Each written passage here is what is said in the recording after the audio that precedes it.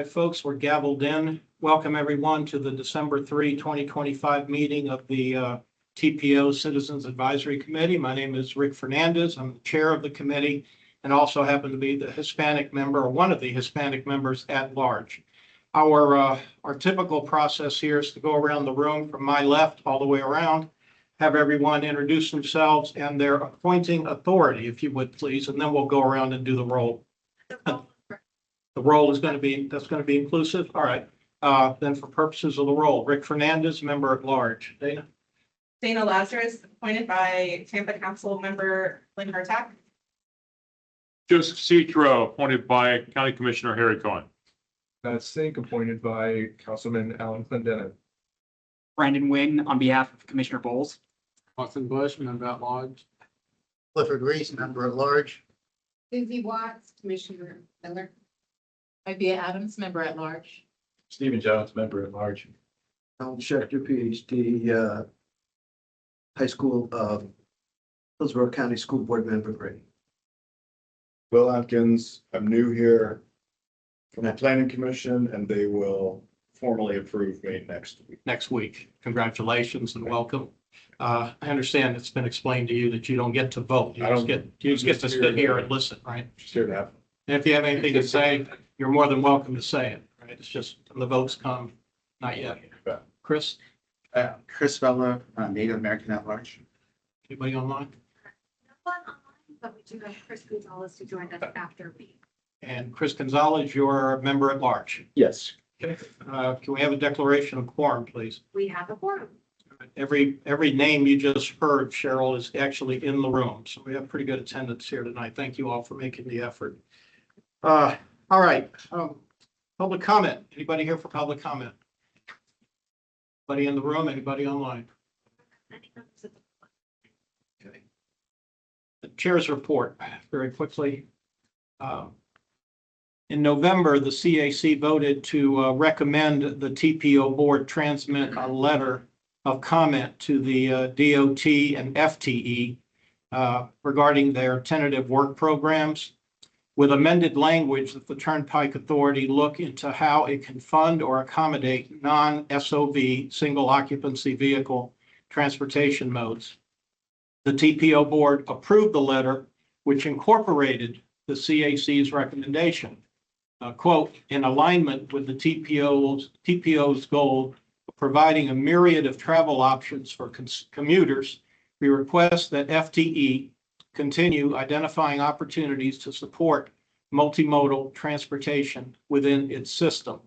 I have to make an editorial comment on this. First of all, Dana, this was your motion, so congratulations. It's almost historic that something we recommended for the letter of comment actually got picked up in the letter. Also, point of, I don't know what, order, I guess. I attend the TPO board meetings either in person or virtually pretty much every month. And I report the actions of the CAC when I attend.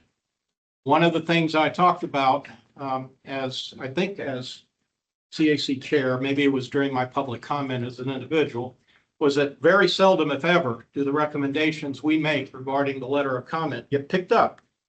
I was actually bitching about that as a matter of protocol. And lo and behold, if the TPO staff didn't throw me a curveball and they actually incorporated what we asked for. So I guess what I would ask next time, if you're going to amend the letter, let me know so I don't look like an idiot. Okay, that would be good. And secondarily, thank you all for doing it. Is there any background that you can share with us as to the process that you all went through in the back office to incorporate it? Why that changed? So we can do it again? But I will find out. Okay. Historically, that just doesn't happen. So this was a real Win. It was a real win. And again, Dana, thank you for having the initiative to make the motion. And I forget how that vote went. I think it was 9 in favor, maybe 4 against. But in any event, it was a good majority. We have one new member already approved by the TPO board. That would be Reva Inman, who is not here with us today, either personally or virtually.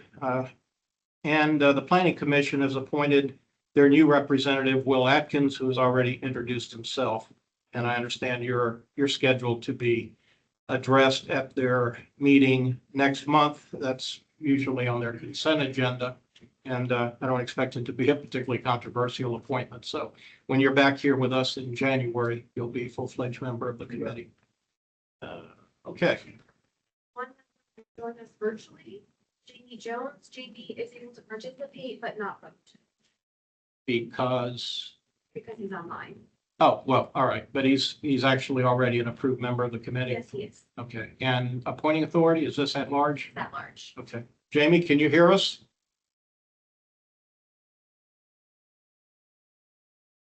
Hi, I can. I'm parking and I'm walking in late. I'm sorry.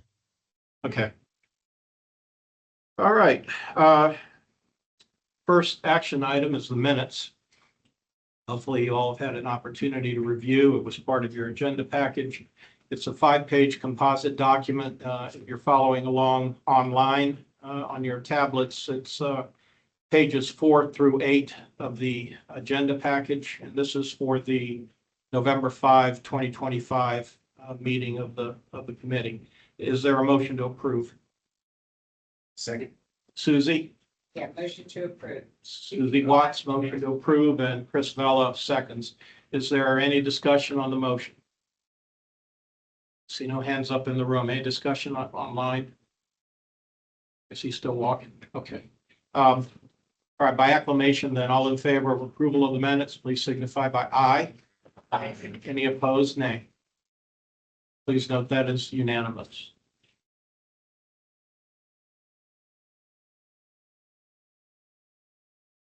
First action item, Alpha, is Brightline Station Area Study. Sarah Caper changes her hats. Hi, Sarah.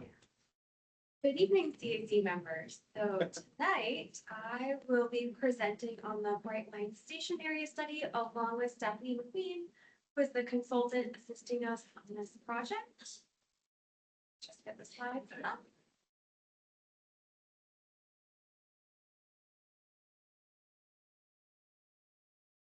While the tech issues are being addressed, Stephen Hollenkamp joined us, I think, somewhere in that hiatus.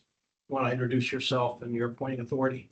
Yeah, hey everyone, Stephen Hollenkamp, appointed by the city of Plant City. I'm here a few minutes late and I'm leaving early, so yeah, sorry to be yeah. Yeah, well, rank has its privileges, I guess. Yeah. And Dustin Walker. Oh, yeah. All right. Identify, please. Dustin Johnson, member at large. Welcome.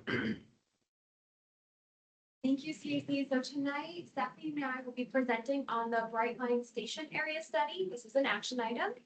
And as part of our presentation, we will go over the overview of the study and the goals, talk about the public survey we did this spring where we had really great feedback, go into a little bit of our analysis and the user profiles that we developed as part of this work, and then the needs and connectivity plan.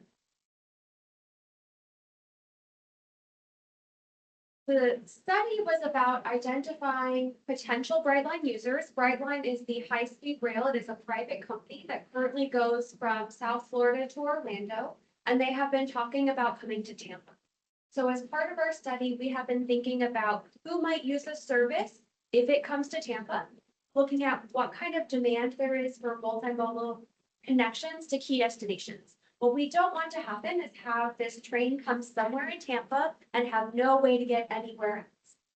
And so as part of that, we're thinking about where do people want to go, what connections are needed, what kind of infrastructure and mobility investments would be part of that, and how do we develop an early action plan to make those next steps happen.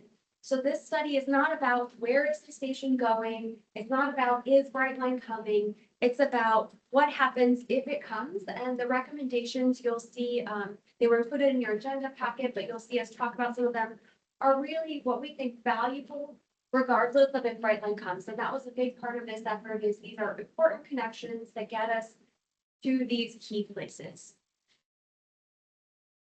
But we had to look somewhere. And so as part of our station area study, we drew a line on Nuccio Parkway, which is what was previously discussed. If you Google the Brightline station in Tampa, There was chatter about this, so it had been discussed to be in the greater downtown Ybor City area.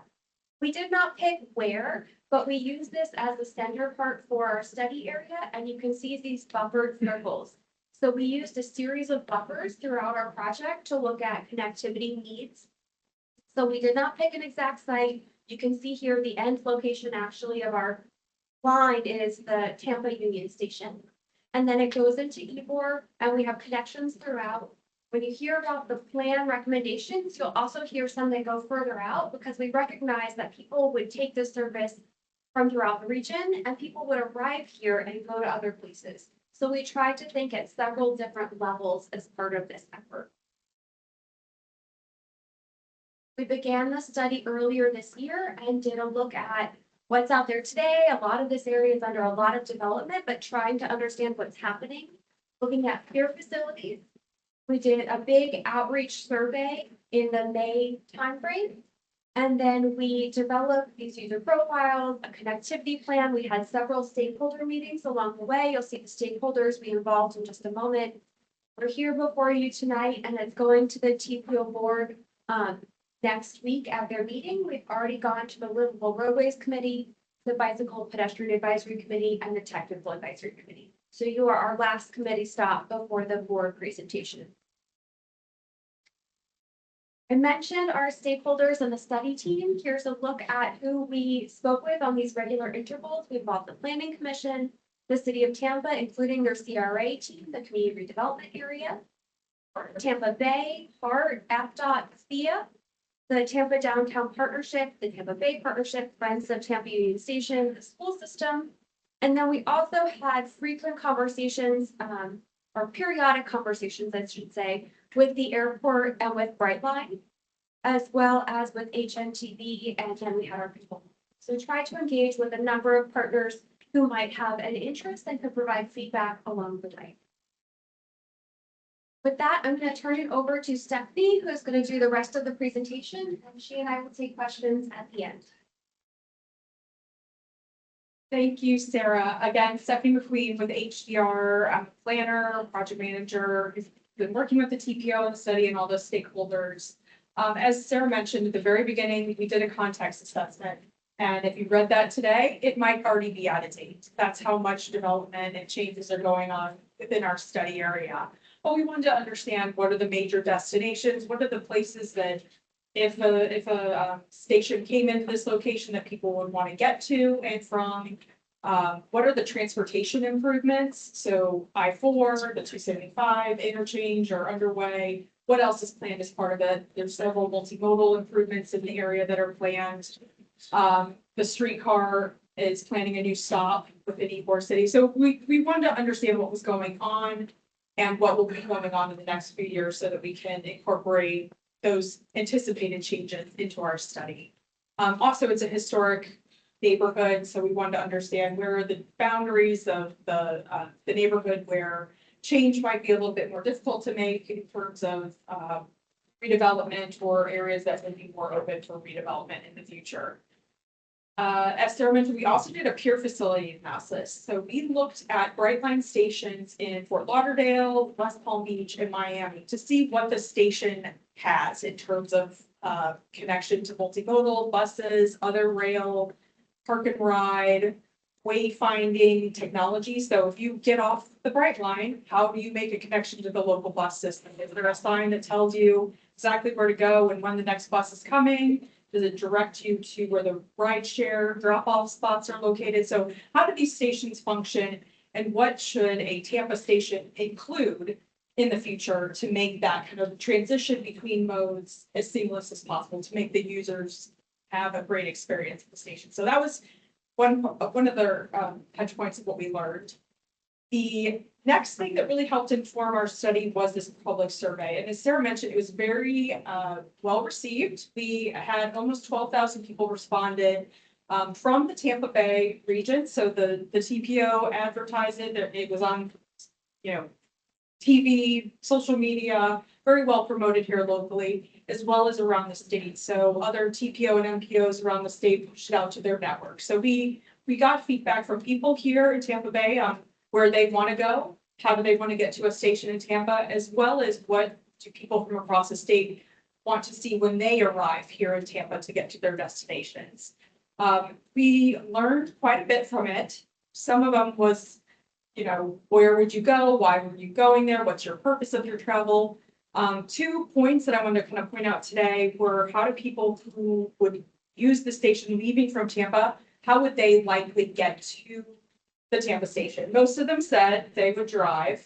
But there were nearly 50% of people said that they would choose more than one option. It wasn't like, nope, I'm only driving, I'm only getting there this one way. They were open to taking transit, using ride share, having more than one option. On the reverse, people who were coming to Tampa were more likely to use multimodal, use transit because they won't have a car when they get here. But that number is about 70% of folks that they would either be picked up or use multimodal versus trying to rent a car or trying to get some kind of private vehicle service. What we heard, again, was pretty enthusiastic for Brightline service. A lot of people were saying, now, please do it. So the general sentiment was positive. We did hear, they want access to different destinations once they get here, want to get to the beaches, want to get to the airport. Affordability was a top concern. Safety, making sure that once they got here, it wasn't, walking across the dark parking lot to get to their next destination. We also heard, the preference for specific amenities, anything to kind of boost their experience. That was really key to what we heard. And again, people were just more likely than not to be overwhelmingly support this, which is, I think, important for us to know and present that to Brightline, because that helps their business case as a private company. Like, there is enthusiasm, there is kind of a motivation within the local community to support this kind of project and support the multimodal improvements that would help support making a station successful in this area. We did get some opposition to it, but it was about 1 to 2% of the total respondents were just kind of flat out, no, thank you. And again, most people were really just build it now. I want to use it now. Let's do this. That information was really helpful in terms of where they wanted to go. So we asked people, if you're going to use Brightline, where are you going to go? Are you going to go? Do you want to go to Orlando? Do you want to go to Miami? What are the kind of trips that you anticipate going on if you use a Brightline service? And this was helpful because we were trying to identify the potential users and the ways that people would get to and from the station. So when we were thinking about who these potential users would be, we were looking at the 3 areas around the station. So within a quarter mile, we think people will likely take an Uber, walk, bike. They would be more likely to be multimodal. Further away, a 1 mile away, you probably would take an Uber and get dropped off. And then 45 minutes outside the station is what we consider to be the drive shed. So how many people are within this larger area of Tampa Bay that would get in a car, drive to a station, and then take it to get down to South Florida or Orlando or wherever they're trying to get to. So we just kind of wanted to understand, how many people is this? Who are these people? What do they want? What are their needs? And what does that indicate for a demand for this kind of service and the kind of multimodal access that we think would be needed to support the station? We combine that with what we heard from people in the public survey, and the majority of people are saying they want to go between Tampa and Orlando. That's not surprising. I-4 is definitely a concern to most of us that walk the face of the planet. And then we did hear that there's a correlation between South Florida, Fort Lauderdale, Miami. People are really trying to get down there. And given the number of trips that are currently happening right now, most of people driving, we think that there's a really strong demand for this type of service. But if there wasn't any correlation between people trying to go between Tampa and Miami, there wouldn't be as strong a case. So this helps kind of also preliminarily indicate that there is a demand for this type of intercity service. This isn't a commuter service. This is trying to get people from Tampa to other major cities within the state. And just kind of as a fun way of presenting the information, we put a face to the kind of users that we identified. And there's a whole set of these user profiles. These are just two examples of the type of people with their concerns for getting to and from the station. So it could be a young, professional who's trying to get to Orlando for work, an older couple who's coming to Tampa to hop on a cruise ship and go, have some enjoyment with their suitcases, and how do they get to their destination versus Eric, the younger professional who can just hop on a mobility scooter. So this is kind of a fun thing if you want to take a look and really put a face to who the types of people or who the users of the station would be. Finally, we came up with a set of recommendations or ideas for each of the different modes. So we've got recommendations for trails, bicycle facilities, sidewalks, other pedestrian facilities, roadway, and transit. We've kind of divided them up. We also divided them up by whether it was improvements or recommendations at the station site itself. So that's the station building, that's maybe the attached parking garage, the drop-offs or curbside ride shares, or the hard bus could, have a facility within the station site. And then what is needed within a quarter mile. So likely the station wouldn't be directly co-located with the streetcar. So how do you make that connection for people who are trying to transfer from the Brightline station over to a streetcar stop? How do you make that a really nice path that's well lit, feels safe, great connection? That's one of the potential ideas within that quarter mile. And then within the greater area, that's more than a quarter mile away. How do you get people from a Brightline station to the airport, to their destination in St. Pete, down, where else? Like USF. We were looking at all these kind of like bigger picture destinations and connections.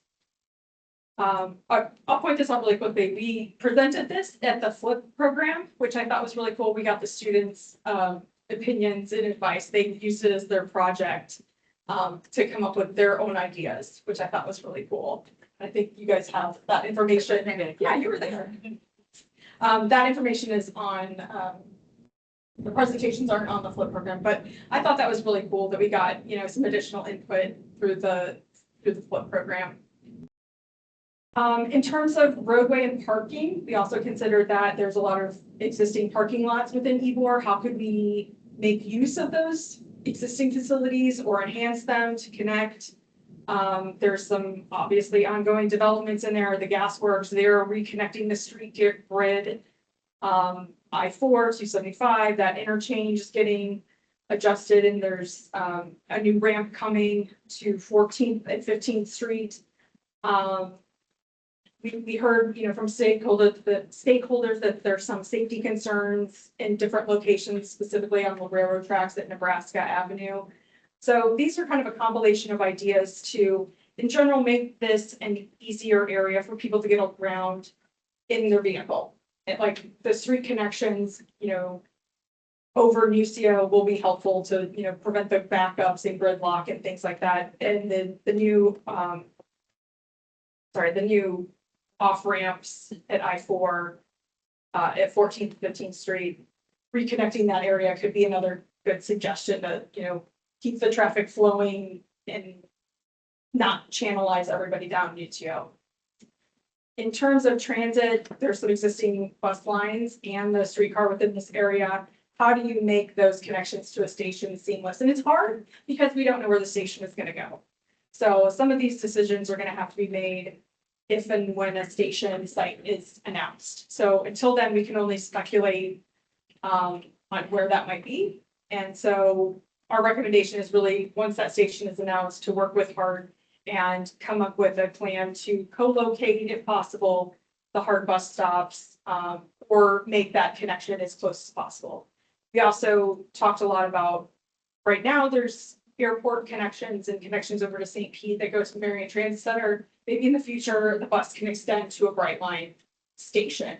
Just, have that direct connection between the Marion Transit Center and Brightline, and then the destinations from there. On the bicycle facility side, been a lot of investments in the area on the Nusio Parkway, the Green Spine. In the future, regardless of whether the Brightline station comes or not, having those east-west connections to provide the neighborhood access to Nusio, where once you get there, you can just go up and down, north-south. That would be a big improvement, I think, for the neighborhood and getting people to a Brightline station if it is along that corridor.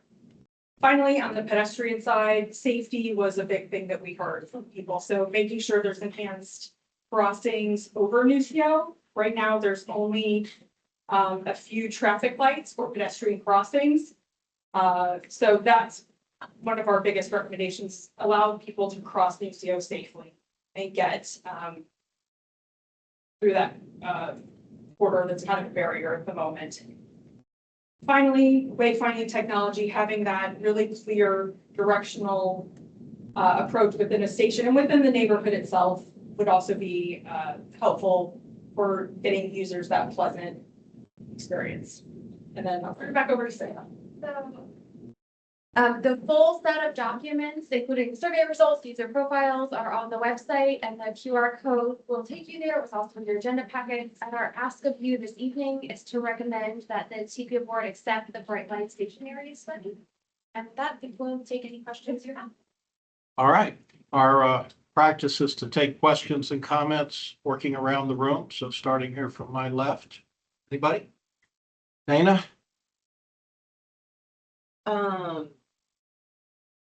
One of my questions is, how is the Brightline better than the Amtrak? Because the Amtrak already goes on like a route that gets down to Miami. There's also one that goes through Orlando. And I'm just sitting here thinking like everybody's wanting rail, more rail, and I want more rail. But why are we investing in a private rail, public-private partnership instead of just investing in our public rail and getting more frequency there on the existing railway? So I'm just curious, like, what are the advantages? What are the costs associated? And this is not, that was not part of this study. We are not saying that we are endorsing Brightline versus Amtrak or anything like that. We are just looking at options for improving mobility and infrastructure in the area. And these options do include stuff at Tampa Union Station where Amtrak goes, because that was like at that core line of our study area. So I think that the suggestions we have here and the needs would support whatever kind of rail investment happens, whether it is Brightline, whether it's more in Amtrak, whether it's what we have today. Our study was really focused on those sets of needs and improvements in this area, not on a particular provider of high-speed rail or rail service. Any other questions to my left? Please. Mr. Citro. Thank you very much, Mr. Chair. I'm glad we're having this conversation now. We need to prepare ourselves, because if we wait until Brightline actually gets here, it will be too late for this conversation to be had. My concerns are with about 12% of the people that are going to be using Brightline are going to be tourists. And they're going to come from Orlando to Tampa for our airport, our cruise ships, our sporting events, the arts. When you have mom and dad, 2 kids in tow with luggage, the number of stops, the number of transfers that you have is going to be troublesome to those tourists, those travelers. The Conrack was meant for one person, one purpose and one purpose only, and that was for rail to come in there so that they could easily drop off people there instead of having them go to the terminal. My understanding is Brightline is coming to the Hillsborough County Schools property at Nuccio and Palm. I'm hoping that someday we're going to be able to get the connectivity somewhere in that area to not only help these tourists, but help travelers. They're going to be going to sporting events, the cruise terminals, the airport, and with hope, the beaches over in Pinellas County. So I'm glad we're having this conversation. If I were to say I would recommend this, to the TPO board so that we can start this conversation now instead of 5 years from now. Thank you, Mr. Chair. Sir, any other questions to my left? Comments? Matt? My comment, thank you, Mr. Chair, is in line with, Mr. Citros in regards to tourism and luggage and people in tow. And some of these stations look like they're not connected to the streetcar system, which I can only imagine in the heat or in the rain, trying to drag something. I think it's a point of failure. Like when we travel to other countries and find successful systems, we find ourselves being dropped off right to a central location, not dragging and schlepping our stuff through the rain, 6 blocks away. And I think that 6 blocks away is what can make or break the success of a project like this. So are each one of these bubbles potential places to recommend, or are they just things to look at for them to The consider? bubbles and the recommendation. So like on 24, slide 24, you have like 2 bubbles. So Is it like saying that like location G would be a good spot for this to go? the bubbles are like almost blobs, as it were, because we don't know exactly where Brightline is going to go. But the bubble, the bigger one to the right with the black line with the dot, is the streetcar system. Right. And so we know that it's really important, and that's where the stops are. So it's really important if it is in that area that it has that seamless connection to the streetcar. Right. The one on the left is the Marion Transit Center. And we had a lot of discussions with Hart. We also talked to the airport and some others about how do we make that connection not only seamless with minimum transfers, but quick. And I think that's a big part of it. And all of the stakeholders we talked to recognize that we're going to have to think about something like that, because I think these comments, like someone with luggage, with kids, or someplace to go is not going to want to be on a local bus service that stops. So thinking about how do we enhance that connection and also make it quickly or quicker is part of the conversations we had, and it's reflected in the document. Got it. Thank you. I appreciate it. Just a point of clarification on what the dot G is, there is a streetcar stop proposed in that location that would serve the Gasworks development right on, I think it's Channelside Drive right there. So that's already underway. So that's why our blob kind of goes down and extends into that area. If the Brightline station was further south, that would be the closest streetcar stop. Understood. Thank you so much. Stephen? Yeah, thanks, Stephanie. Great presentation, or great report. So my understanding is a big part of Brightline's business model is buying the real estate around station and that and appreciating in value. So like they largely select the location but like they gotta tip their hat when they start buying a bunch of real estate before, the market value goes up a bunch. And so like, how's this work from the city, when they start buying up land and they basically start tipping their hat on where they're gonna build, then how much time does the city have to then do its thing and try and make it easier for people to get there, plan? That really depends, I think, on how quickly they purchase or make whatever agreements for the land and then how quickly they develop it. But that's why we wanted to get this moving now. So we have some recommendations that hopefully the city and other partners who can implement this see value in, so they can start working towards the ones that they think are the highest priority, if that's something they're interested in. And the other part of it, the at the station area site piece of the report is something that we envision and have talked to the city of Tampa and Hart about handing that particular piece over to them. So if they are in a situation where they're doing some kind of review or negotiations, we can provide them with some best practices of what to put at the site, and that they have something that's already available that they can use as a tool or resource if there's something like that that is going to occur. Yeah, thank you. All right. Back down the line here. Anybody else to my left? Susie? Great presentation. Love that we're looking forward. So often we're reactionary. There must be some sort of impact fee with Brightline putting the stations in. With that impact fee money, would we use that for, let's say, the BART or the Heartline thing, or would they want to create that? Is it up to us to create everything around them matching up? Or are we gonna have, you usually have like an impact fee and we give the county how does that work?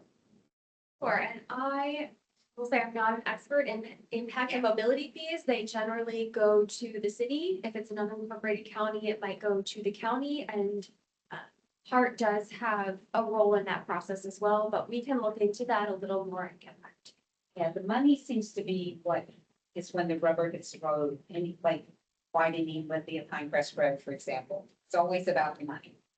So that's why I bring that up, that if they're in, because Brightline's gonna make money. So we want to make sure we get enough to build up around them to make it successful for our people, but also that pays them back. Because if we have the support structure around them, they're gonna get more business. So I think it'd be a win-win.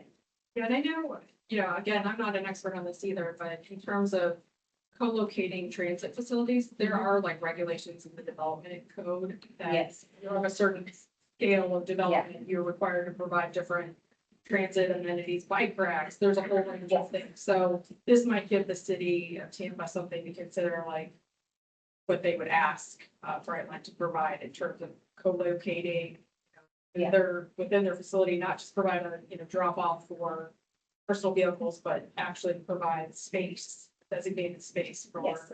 or other. Ride share, Yeah, everything. Yeah. Okay, right side of the room. Dustin, So from what I'm understanding this conversation, it just sounds like Brightline was one designated. They're gonna basically stop somewhere downtown, Ybor City or whatever. So there was no thought of trying to extend out to the airport. The reason why I say this is because I know Brightline goes through Orlando, actually through NCO. It makes sense from their business model, understanding how other transportation systems work, especially the airlines. For an airline, Tampa's not that far away from here. You can drive there within roughly 2 hours to get there. If I have to cancel, if I'm an airline, I've got to cancel a flight, but I got another flight coming out of Tampa. That's an easy way for me to, maybe save some money. I don't know how much it would cost me to throw some passengers out there. I can get them out on a flight. Having that interconnection to the airport would make sense. And then I was just looking at the map. Did anybody look at maybe kind of putting it along, going to Columbus that goes right in front of Raymond James Stadium? Maybe that's where you actually put the station is. Because now you're gonna get people from all the way from Orlando, that side of the state. They may want to come out to a football game for the Bucks or even the bowl game. Get split out. I like it. I enjoy the study. I think it was really good. But I think it goes back to what Mr. Citro was saying. We got to start looking at the planning of different other measures. How hard are we getting Hart involved in this, saying, okay, if we put this here, what kind of means can we provide to get people to and from, let's say, the airport? Because like what many have stated beforehand, trying to move around with luggage and kids, it's not that bad if you only have to do it maybe once or twice, right? And I don't know how many other people have experienced traveling throughout the world, but I went to Japan and it was interesting. I get off of one airport. Okay, I hop on a little subway station over to the main train station down there. And here I am lugging a couple pieces of suitcases with me. And then I hop on their bullet train and head north to Japan. Yeah, that was phenomenal. But this we do is what Mr. Citro said. We do have to start looking at planning this. We can't sit here and wait around and wait till the last minute, because if not, then we're just shooting ourselves in the foot. So I think we need to start, and I heard you guys talking about bringing these partners on board, but I think we need to start pushing them on, they need to start developing their plans. Because we don't know how soon this is gonna get here. But if you have that plan in place, which is what I talked about probably a meeting or two ago, then you're able to execute. okay? Avia? I'd be an Adams member at large. My question is similar to Susie's, but it's about money.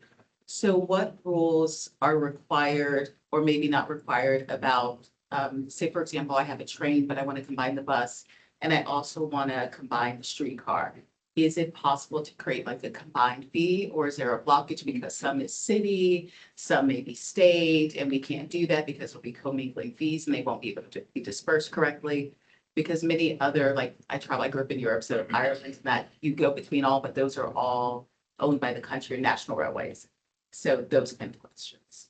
And I think that would be a decision and a conversation that Hart, for example, would have to have with Brightline. There is a Flamingo Fares system here where you can tap a card and they have that set up.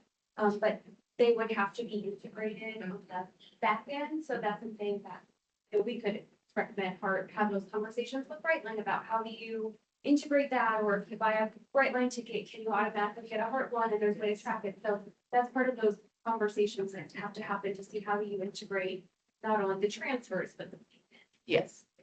Yeah, something we did hear from Brightline, they do offer like actual special event buses. I think in Miami, I'm not sure if any of the other Southward stations where when you buy your Brightline ticket, you actually also get ticket for that bus connection that will take you to get whatever the destination is. So I think having those seamless connections is very, very critical. Whether it's a private shuttle or whether it's, part. Okay, other hands over here to my right. Alan. Thank you, Mr. Chairman. My question is also related to money. Brightline is a private enterprise.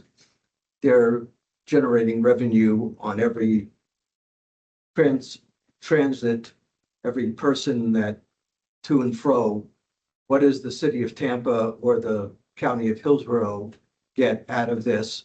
If you think of it, maybe like in terms of the airport, every plane pays a docking fee.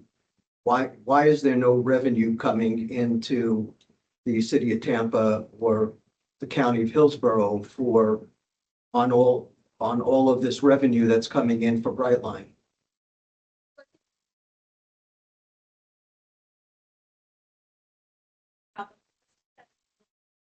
Gets developed if it has a greater taxable value, where taxes could come into the city and the county from that.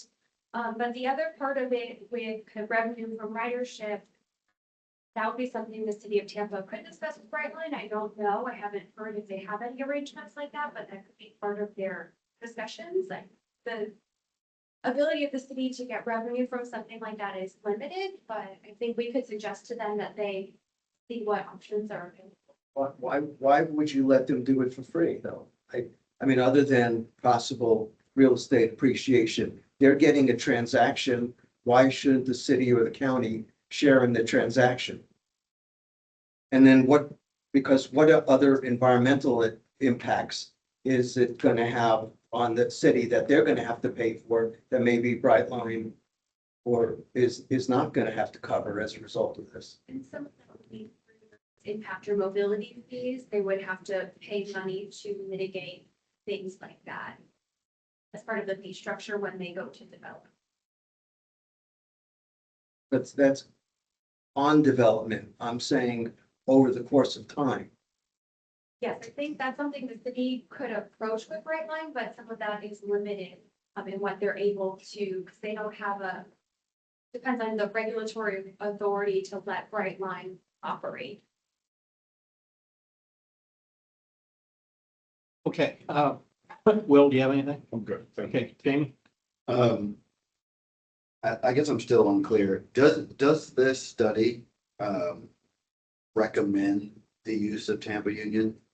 This study does not recommend a station site at all. Okay, And that's not the purpose of the study. it's just what, It was to say it's going to come and how do we prepare for infrastructure needs and improvements to get us ready for if it were to come somewhere in the downtown Ybor area, which includes the Tampa Union Station, then what do we need to do to get ready? And those improvements, and part of this we talked about at the beginning, were designed, many of them to be of value regardless of if the station comes. So for example, those east-west bicycle connections the pedestrian crossings at Nuccio are things that we think would be of value regardless of what happens with high-speed rail. My understanding is that Tampa Union has been meant to be renovated for years and years and then just hasn't. I believe they're working on it, Okay. and they were a stakeholder in this. Just looking at the map, who owns Gasparilla Plaza? Is that a city? It's just along the rail line. Looks like a wonderful place for a new train station right along the river. That's it. Okay, closing out round one. Chris Fallon. So I have some issues with the study. I'm going to be 2 blocks away from line that's being drawn. So that's where I live. So I have previous trauma when the other rail station was planned in downtown. So to get to my point, I feel like to what you said, Sarah, was to have like secondary modes at the station, having safe passages to walking, utilizing dash and whatnot. But so with all those points made, and you stating that the station is 1,000 feet longer, looking at peer reviews, why not look at downtown? Because the reason why I'm saying this is that with drawing the line on Nuccio, you're actually downranking downtown. And I think what you're doing is you're locking in a choice into Ybor with this. I don't want to speculate because HDR is working on GasWorks. HDR is working under Daryl Shaw. So I feel like the study could be potentially slanted for a developer, not necessarily for the public at large. That's a citizen concern that I think relates to this committee. So my question is, with all that said, what has Metroplan and Miami-Dade County did, like before Brightline? Did they do a similar study? And were there any references of that study to this one? Consultation was based on previous statements that were made and shared publicly about where a Brightline station could be. And we did involve our stakeholders, including the city of Tampa and HART, in making the decision on the study area.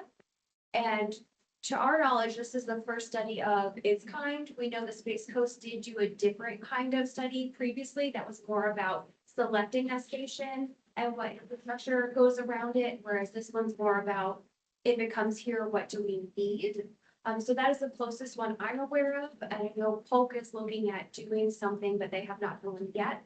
But I don't believe that any of the other locations in Florida have done something like this prior, So to my knowledge. okay, so I think going back to what I was saying about the secondary modes going to this, or other public transportation, it's your choice, of course, but I think it'd be really important to note that if it were to go to the old site, which is in right between Tampa Heights and downtown, that already had an EIS, so we already know the environmental impacts roughly, right?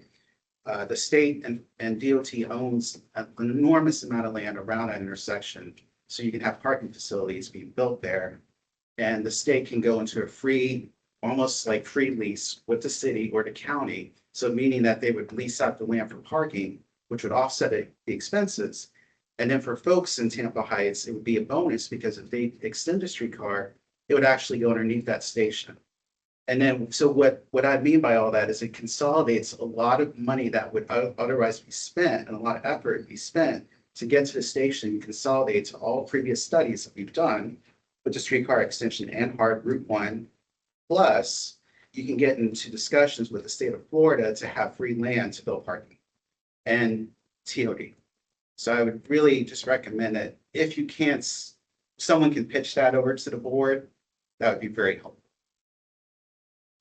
Okay, all right, Chris, thank you. All right, round two, back around the room here. Yes. My CAC liaison hat and let you know that we are over time. Yeah.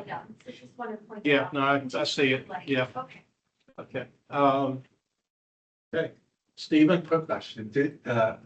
Well, with what Chris said, I was, yeah, there's other EPOs that have done this, have dealt with this. Did we talk to the other ones in Florida with like, maybe they didn't do a report, but lessons learned, what they would have done differently? I don't think a lot of the TPOs were that involved necessarily. I could be wrong. But they were all very eager to hear about our study, I will say that, and that's why so many of them shared it with their own constituents.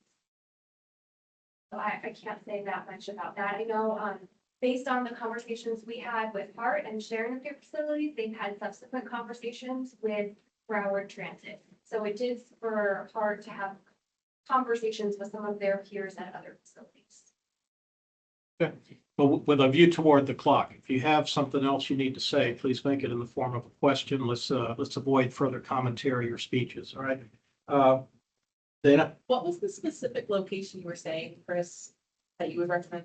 Sure. It would be between Florida Avenue and Tampa Street and I-275 in that area. So just due north from Marion Transit and roughly where Cafe A is. So that little section there. Thank you. Other questions here to the left? Mr. Citro had a hand up. Mr. Chair, in the accounting for time, I'll save mine. Go another time. Okay, Cliff? Cliff Reese, when these 11,000 people respond to the survey, do they have any information on potential fares, dollar cost? We did not share any their information. We don't have that information. Questions to the right of the room? Nothing else? Okay. Just real quick, either one of you. What happens next? Let's say we approve this study. It goes to the board. You ask them to do the same. What are the next steps? The next steps would be to implementing agencies to see how we could further support them. I think if Brightline were to announce a station, then we could look at what can we do next as a TPO. But until that time, our next steps would be to transmit this to the agencies that have the ability to implement some of these and see what we can do to support them. And if there are, this brings me to a pitch for later today. You all got an email from me on the UPWP call for planning projects. It's an addendum in your packet. This was shared with all of our committees and with our partners such as the city. And so if, for example, the city were to submit a planning project request or Hart would submit a planning project request to further this, then we would look at it. CAC members may also submit planning project ideas, whether it is continuing this or something else. So it might be considered in our next unified planning work program, should we get a request that we can move forward with. Okay, well, that said, thank you. We have the ask on the wall, recommended action. Recommend the TPO board accept Brightline Station area study. Is there an enabling motion? Motion. Brandon, Yuen offers the motion. Is there a second? And Joe Citro offers the second. Is there any commentary on the motion? I see nothing in the room. Are we fine with an acclamation vote on this? We don't need roll call, do we? All right. By acclamation, then, all in favor of the motion, please signify by aye. Aye. Any opposed, please nay. Nay. That's one nay. Okay. Two nays. Yeah, let's go ahead and name them out. Chris Vella and Alan Schechter. Did I pronounce that correctly, Alan? Schechter. Okay, I'll get it. I'll get it by next year. One more meeting. Okay, so two no's. And that's, yes, we've got 16 eligible in the room. That's right. Okay, I'll take care of that. We move on to action item Bravo. And we're losing you? Losing me. Sorry, y'all. Okay, that takes us to the TIP amendment, I-4 express lanes from I-75 to County Line Road. Elizabeth Watkins. Good evening, CAC. Elizabeth Watkins, TPO staff. I have a transportation improvement program amendment before you today. I know there's some new faces on the CAC. So the transportation improvement program is a required document that lists all federally funded transportation projects in Hillsborough County. And that's one of the reasons that this is before you today.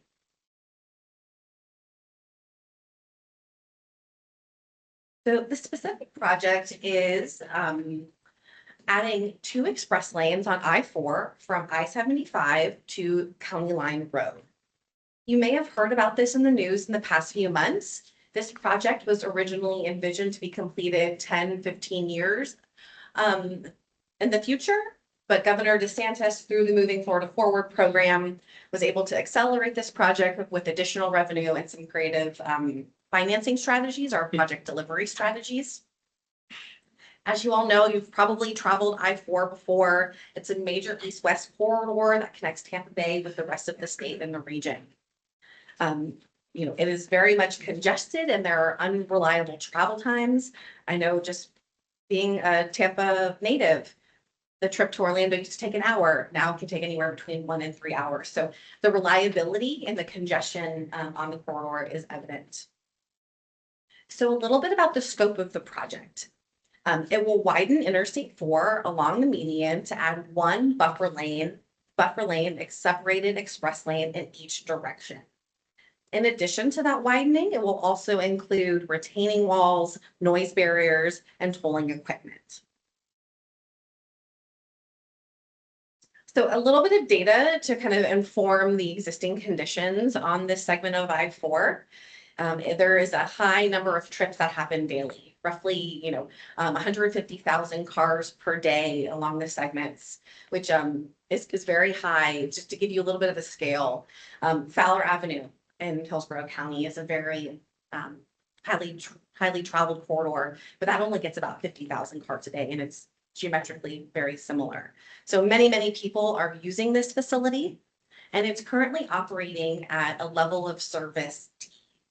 And level of service is just one way to assess the performance of a facility. So level of service A means free flow, no problems, and then, like a grading system, goes down to F or to E.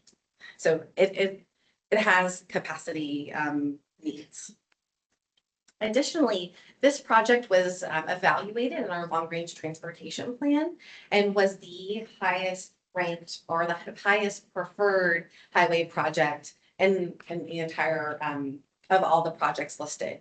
And it also had the highest cost benefit analysis in terms of performance, saving nearly 157 person hours per $1 million that is spent on this project. So a very high benefit for the investment that's made.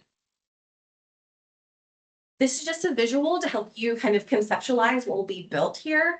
Again, the express lanes will be added to the interior of the median. DOT continues to coordinate with all local governments and will continue to coordinate with Brightline to ensure that the median is preserved for the future service if that were to come to fruition. So I mentioned earlier that originally this project was planned out, for 10 or more years.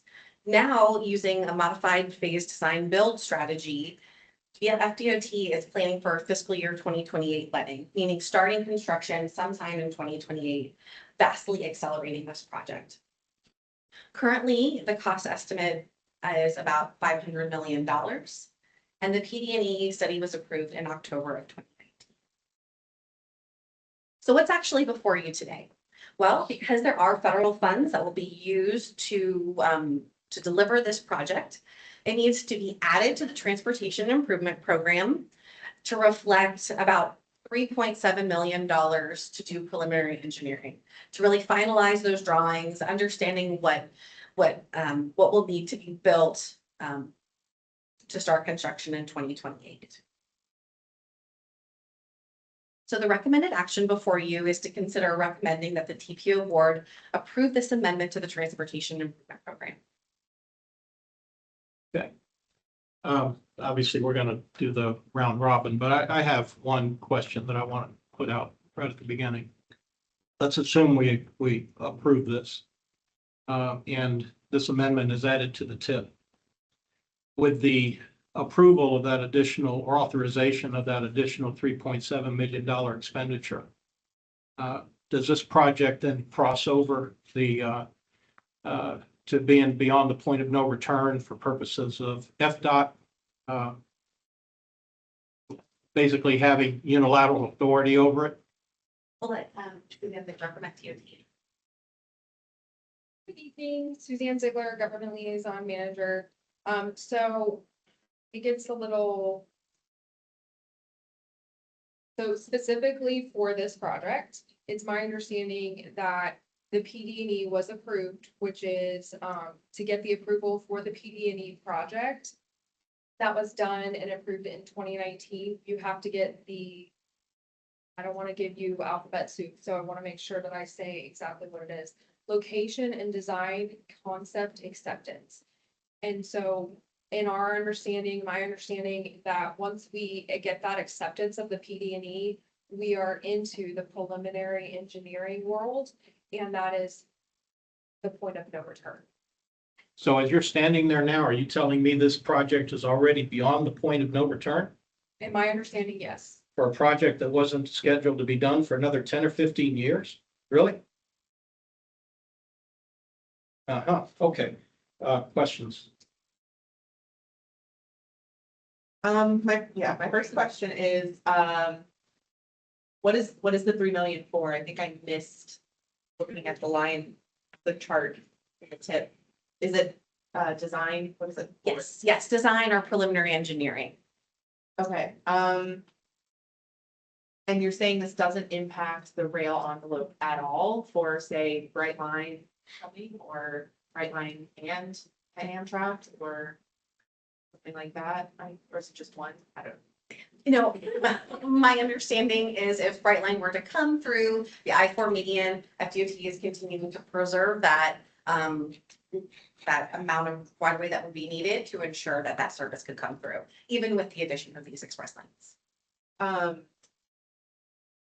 Are you able to tell me the total project cost that is unfunded at this time with a 17-mile widening project? It's not gonna be just 3 million, it's gonna be $1 billion, right? At this point, the cost estimate is $500 million to do PE through construction. Okay, thank you. And then this is, with it being 17 miles, is the logic behind this that people are going to dump off that county road and like go off? Or are people just gonna be dumped right back onto I-4? It's just gonna be a bottleneck. No traffic will be impacted. It will still be very trafficy, just with an extra line, an extra lane. So like people come off for like a little bit and then they come right back on. What's the point? So I think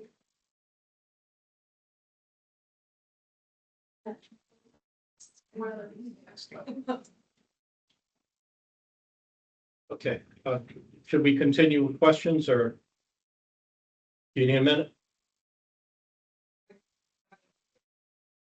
So I think that a lot of the congestion is happening around the Plant City area. I was wishing that Stephen Hollenkamp was going to be here for this discussion, so that he could speak because he does live there. So it is not to bottleneck, like it is to relieve congestion, to move people faster so that they can get to where they need to go. This is the next segment coming down into District 7.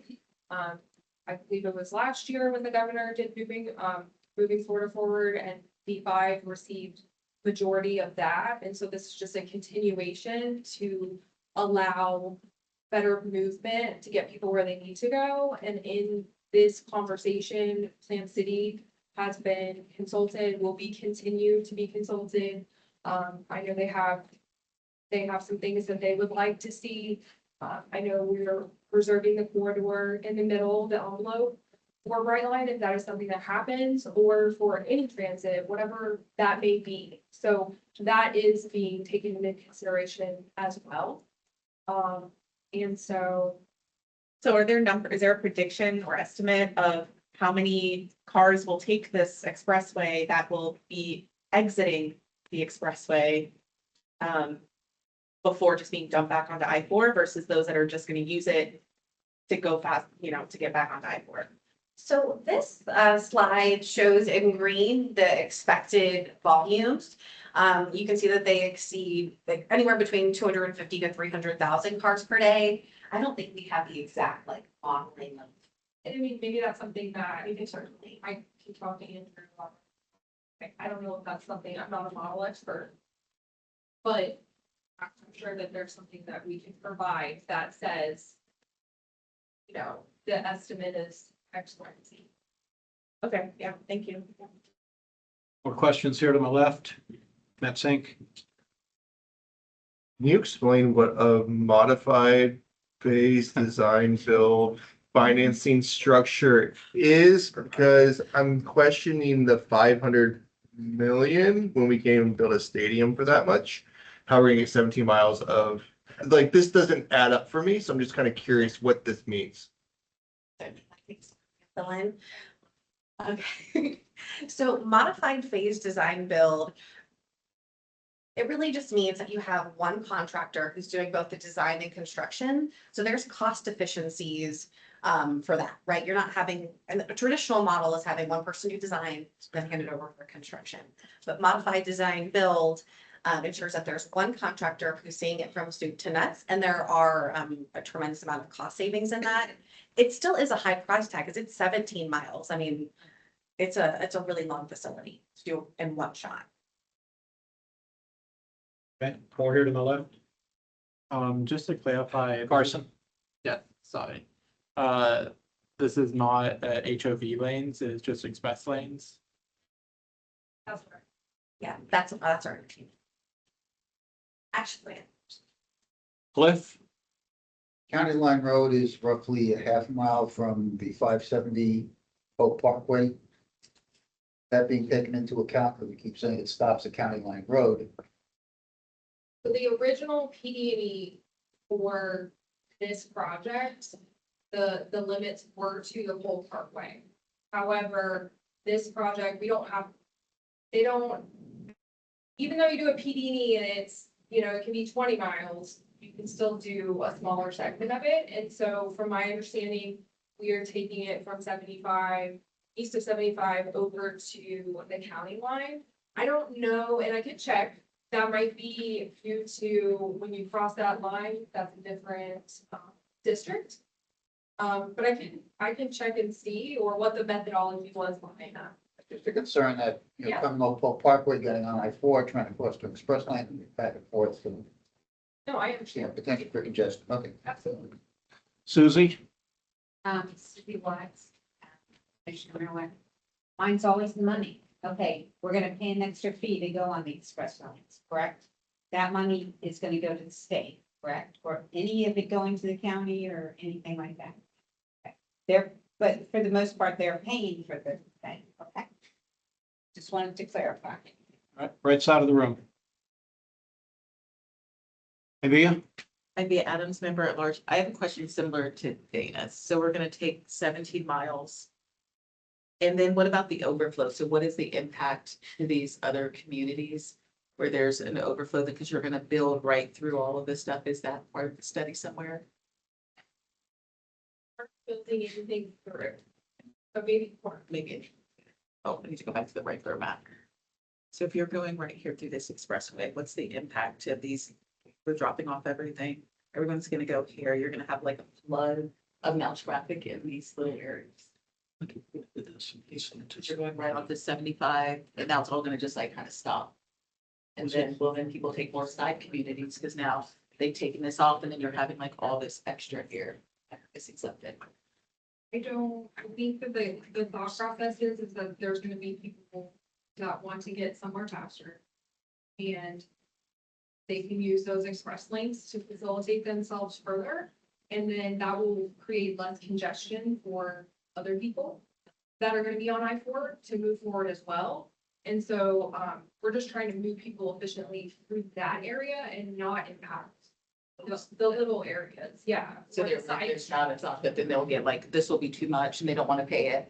And then it's bottlenecking. So now I'm gonna like go through this back neighborhood way and then be impacted. Okay, that's where I'm just. Yes. You good? Did you? Yes, You're good. Any other questions here to my right? Usual suspect, Chris Bella here. Yeah.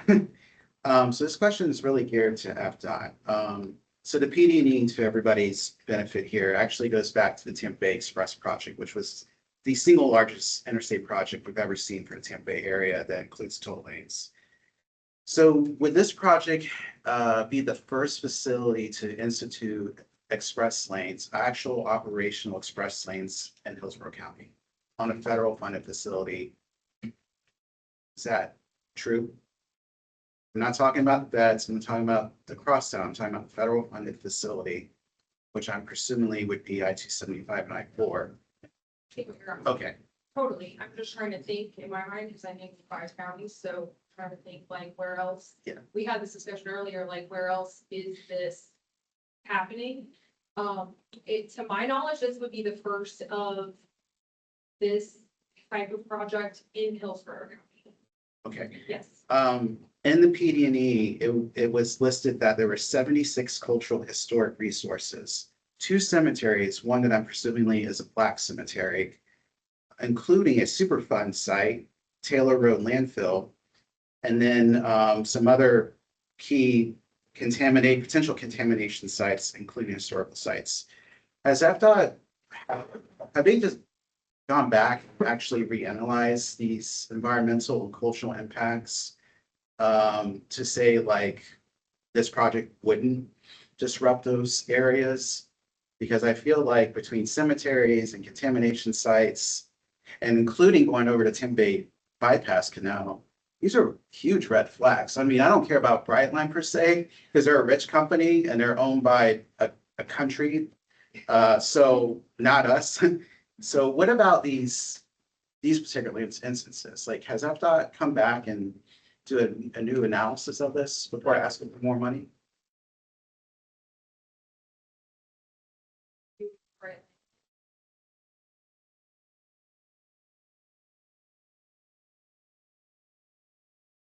Residents. From my understanding, and I don't know what when you say you're looking at the PD&E. 2019. Correct. I'm not sure if we're looking at the same one, like I would. When I say this is because the one that I see when I pull up our site is specifically for I-4. And so when you look at this, I have been told that there will be minimal impacts to the environmental section, and the minimal wetland and environmental impacts. And the project actually starts east of the Tampa Bypass Canal, so it won't impact the canal. So I wasn't sure if it was really the Tampa Bypass Canal or if maybe there was another one. No, it's that. So, okay. So I think like for us, like we did get the Office of Environmental Management issued the approval of the PD&E in 2019. And so we have that, and that's what we're going off of. And during that process, like, to be fair, because I don't think a lot of people know what PD&E is. So like, I know, like you're. Any development engineering, yeah. Correct.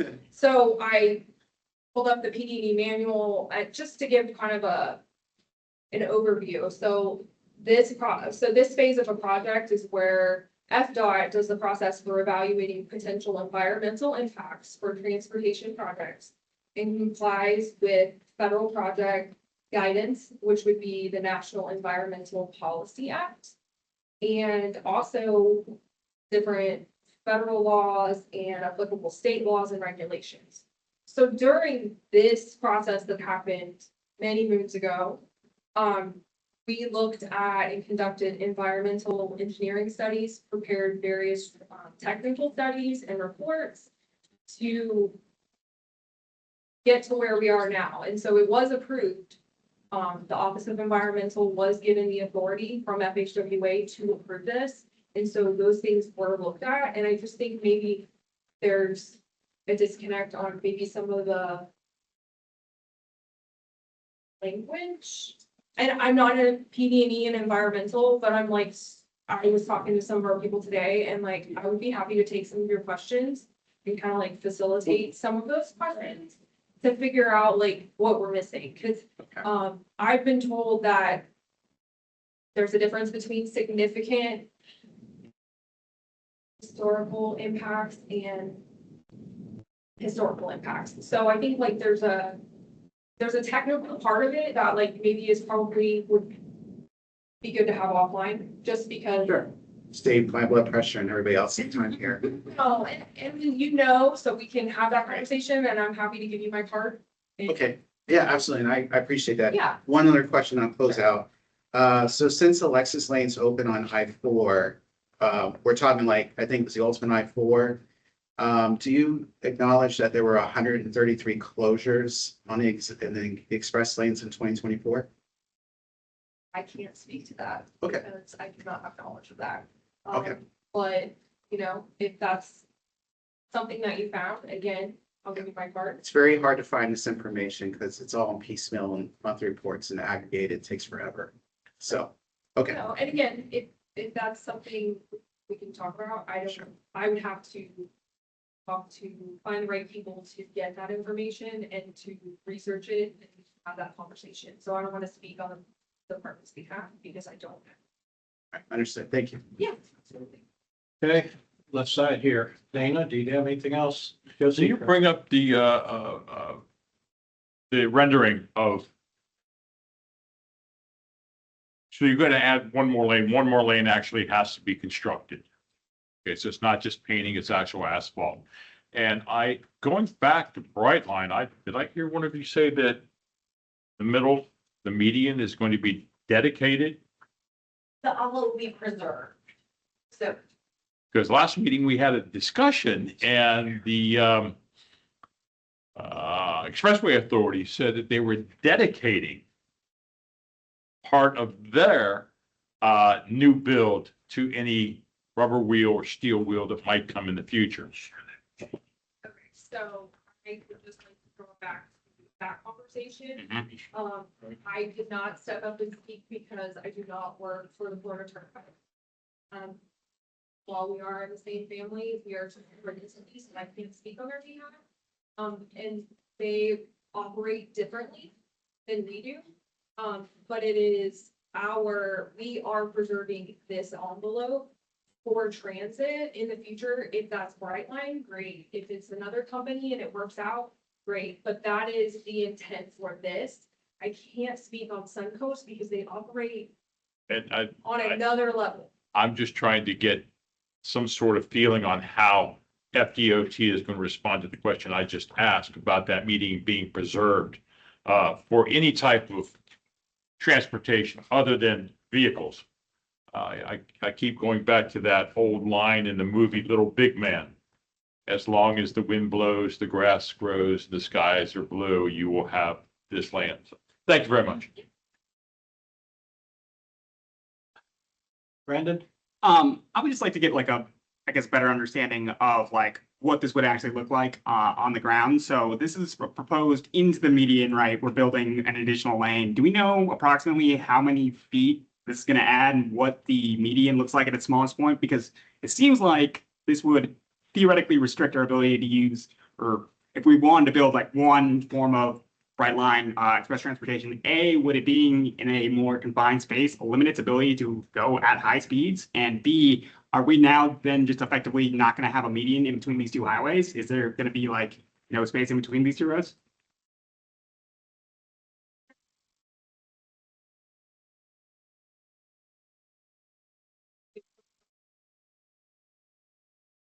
I could go back, we might have it in our information that we can provide to you today.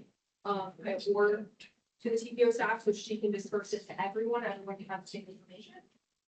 However, I don't know how much land, right, they would need to facilitate Brightline, and those are topics that are being discussed as this is designed, and Brightline is being consulted as a stakeholder. And the TPO is being consulted in Hillsborough County, Plant City. Everybody is collectively having those conversations and bringing that to the table. So as we get there, that would be something that would happen. But right now, I couldn't tell you how much is in the median. But we'll look, I think we might have a typical section of what it looks like right now, in which we can tell you how many feet each of the lanes are, what the median looks like now, and then what the actual shoulders look like for the express lane. Gotcha. But and just to clarify, so it sounds like essentially if this or when this does pass, it will be kind of like taking it to Brightline and saying this is what you have to work with instead of it being potentially vice versa by having more room and then being able to operate in that space. You guys taking the space first would just be, does that have anything to do with, I appreciate you mentioned earlier that some express funding or some fundraising was done in a way to put this for 2028. Does that have anything to do with Brightline's anticipated use of this median or way impacted the timeline this project is at, or no? I know use with Brightline, that is something that if that is happening, it's happening at a higher, maybe statewide level. And we're not privy to that information. However, we've been told we'll, preserve this envelope, this for transit. We are anticipating that Brightline will want to come in and do this. And again, it goes back to what Sarah was studying, like where do we have that access point? So, I wish I could answer that, but I don't have any connection to Brightline or agreements, or that's gonna be more of a down the road as the funding and all the partners have to come together, have the discussion and bring something to the table. So I think that's a discussion for later. Fortunately, I hope it's sooner than later. It'll be about 46 to 50 feet off that median. Okay, any other questions in the room or comments? Ivy? I have a similar one. I was actually looking at the PD&E study and it's 44-foot minimum. But some places it can't be accommodated, so that they're gonna have to acquire right-of-way land. So then what happens then? And then they're gonna have to elevate the expressway. So then what happens? No, I'm missing that, this elevation. So just because the PD&E study lays it out, that's like the ultimate. Okay. So like the absolute on your wish list would want something like that. Got you. However, we are not, this project that we're discussing is one lane express in both directions. So that's this. Yes. And this would be the ultimate. Yes, and so in that study that happened, and then like Elizabeth has here, this is what. This is not the final, so it's not gonna revert back to any of that, even though it Correct. talks about Plant City again. Okay, yeah. No worries, thank you. It's confusing, so. Okay, any other Chris? Yes, we keep bringing up, Kristen tells, I'm gonna miss this, about the right of way being left for possible rail. I was curious how much is being left, whether, because if we only need like a single track, that's not really gonna be enough for high speed. Was curious if there's gonna be enough reserved for at least double tracking any potential rail. We'll have to look into it, because, after, I think there's, right. We've got to eat. Not sure. But we can.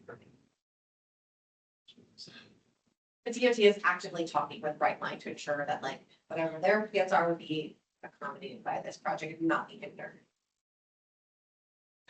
Dana, question? Quick question.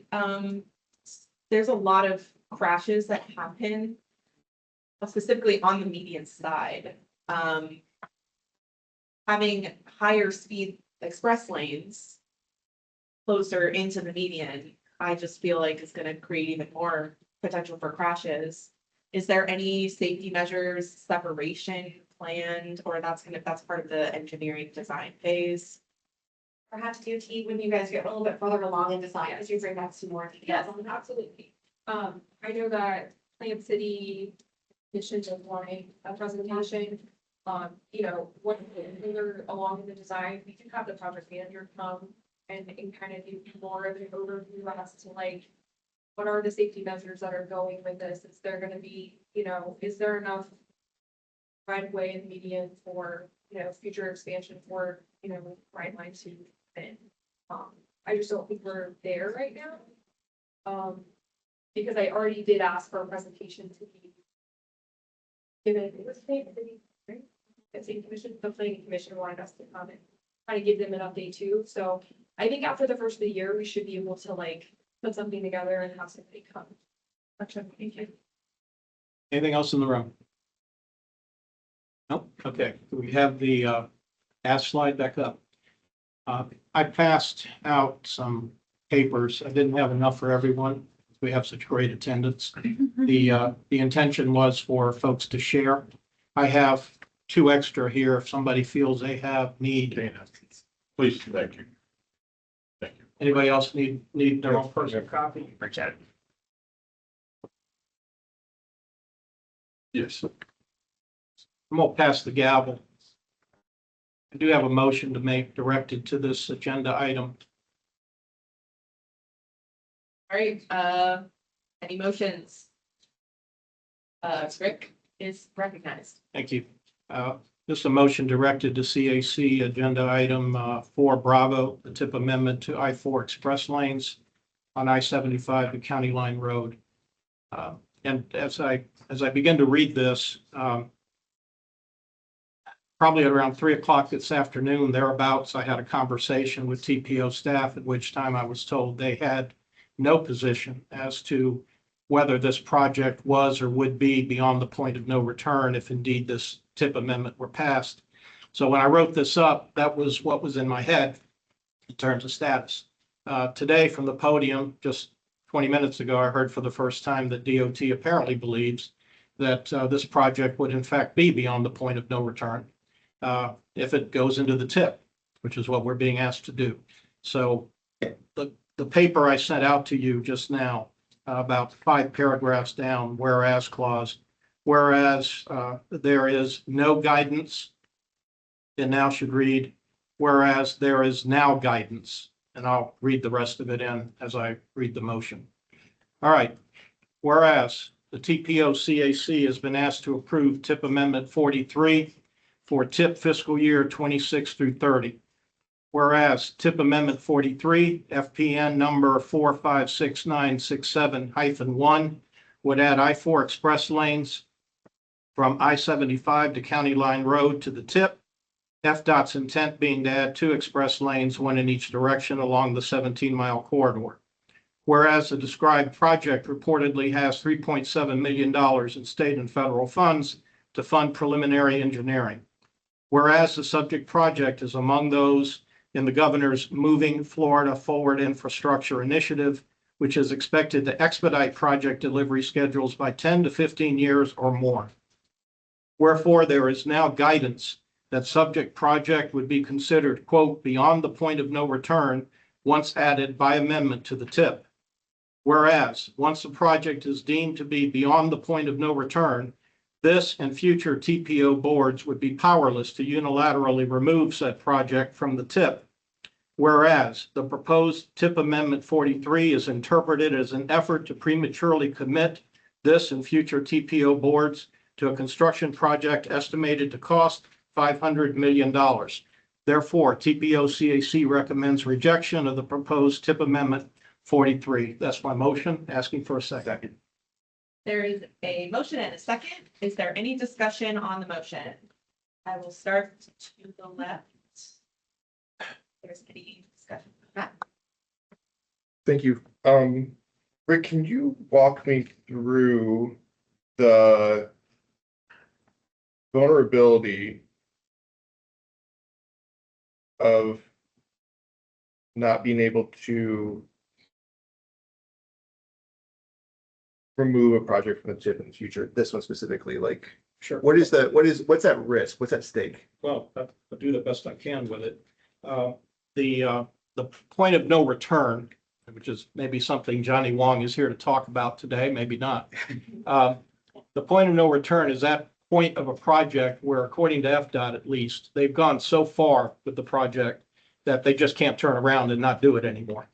Right, so they've crossed over some line, and now we just have to get it done as expeditiously and as cheaply as possible, and hopefully effectively as possible. There's been an ongoing debate going back probably a good 10 years at this point for this guy sitting here in front of you as to when that point of no return is. It's very confusing. There's really no case law on it, and frankly, county attorney has not been particularly helpful in trying to define it for us. So what we find is you wind up getting a project onto the tip. And then if you want to have it removed, right, you come to a meeting like this, or you go to the TPO board and you file a motion to strike that item from the tip. The FDOT representative stands up and says, you can't strike it because it's beyond the point of no return. All right, great. How do we get by that? Well, you can't. Why? Well, because once it's beyond the point of no return, the TPO board, the people we're here to serve, no longer has the authority unilaterally to remove anything from the tip. They lose it. They're neutered, essentially. The only way it can be removed is if the the DOT folks, District 7, agree with them, and they come up with some kind of a compromise.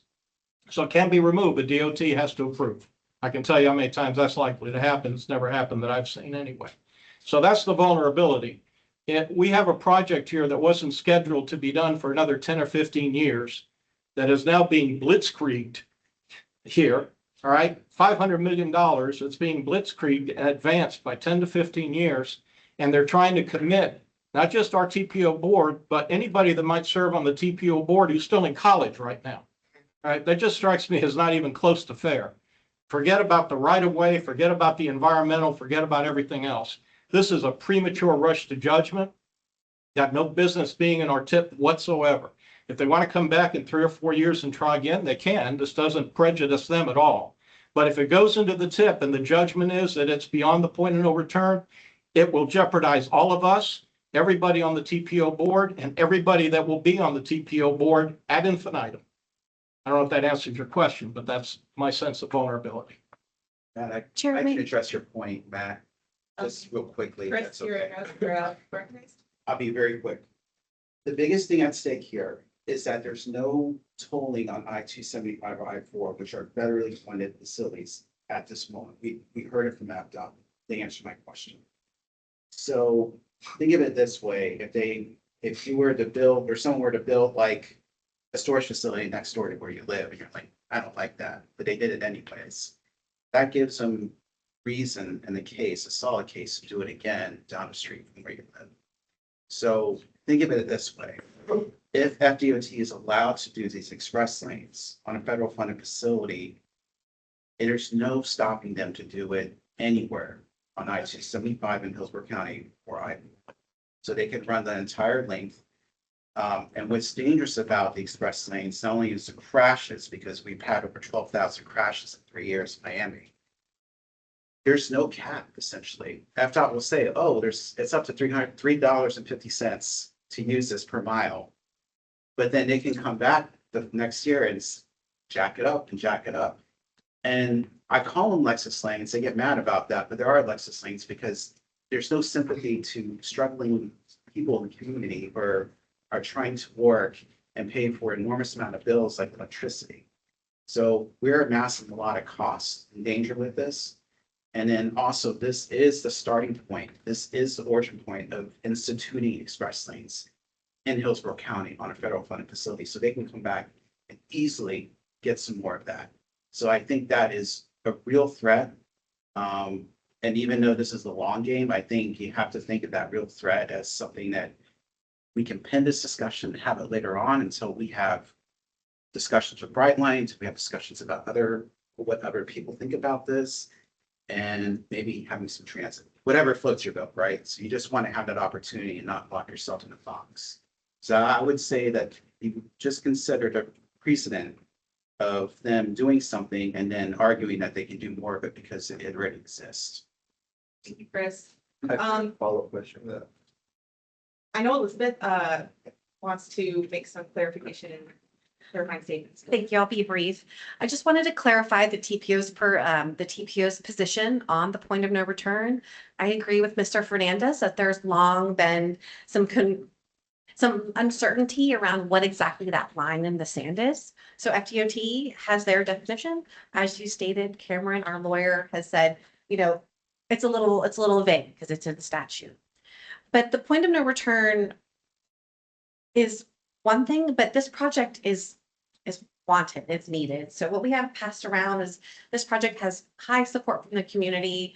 It has great cost benefit analysis. And then also that this funding was designated as a priority from the governor and taking general revenue funds to accelerate this and get this developed. So this project has been long stated as a priority, and then the governor and other leadership have made it a priority to accelerate the funds to make that happen. And I think we should really focus on those project benefits rather than the point of no return, which is sometimes could be perceived as like a nuclear option. DOT will always be at the table, willing to come and bring more information. I think we really need to focus on where we can find consensus in the design rather than saying that, okay, our nuclear option is off the table. once this. I have a point of order. Yes, Rick? Just a point of order. We're at a junction right now where this is being discussed as a motion that's on the floor. Committee members should be making their comments relative to the motion. This is not the appropriate time to be taking comments from the DOT. Somebody wants to ask DOT a question, they certainly can, but this is not a time for DOT to be advocating on the motion, or for TPO staff for that matter. So, good point. I do have a question for Elizabeth. Or Susan. Is there, do you know the amount of money that was spent on the PD&E for this specific project? Like, I'm just wondering how much, what is the sum cost? And I think this is just for I-4, and it's not the whole TBX. I haven't seen this particular PD&E. We can look for that final cost. Okay, I appreciate it. Any other point of discussion with committee members? Oh yeah, Matt had a follow-up real quick. Clarifying question. When there's a project like this, which has support of community or constituents, how else would it be possible to make something move quickly without creating the line or crossing that line in the sand? Like, so if you want to have it done within 2 or 3 years, the study has to be done to be able to expedite it. So how else would you do this to make it happen without crossing that line, I guess? Other than to say, we don't want the project and to try to take it off tip. Is that question That's for you. to me? Yes, sir. Well, first of all, I reject the premise that it's a project that the community wants. I agree, there was a survey done. Nobody surveyed me. And I suspect there were very few people in Tampa Heights or Ybor City that were surveyed either. These highway widening projects have been opposed continuously since 2015. This one just happens to extend out a little bit further than some. This is, I think, section 8 of the original TB Next project. So it's been on the table for at least 10 years already. The arguments I'm making now have been made. So, you know, as a practical matter, Matt, you've got a project here, not unlike the Hillsborough to Beers extension, which is another $400 million project, exact same thing, 2 lanes either way. That one's out to 2035 as the year of construction. For some reason, they didn't blitzkrieg that one. They chose this one. And the timeline is probably appropriate. Quite frankly, if in 10 years it's legitimate that they need 2 more lanes, express lanes between here and Orlando, great. They don't really need them now, right? And if they needed them now, they would have had something done at the tip back in June. There was nothing done in June. You wait until now, December, 6 months later, to bring this up as a tip amendment at a time when frankly, not that many people are paying attention. We're here to pay attention, to protect the community, or at least to offer community thoughts on it. That's what I'm trying to do as an individual member, not as a chair. I want to make a quick comment piggybacking sort of off of that, which is I've asked for this in the past, but when there's like a major project like this and we're being asked to put money towards something, especially if there's a point of no return, like pivotal moment that this is, to include in the presentation data of the benefits, like why is this needed?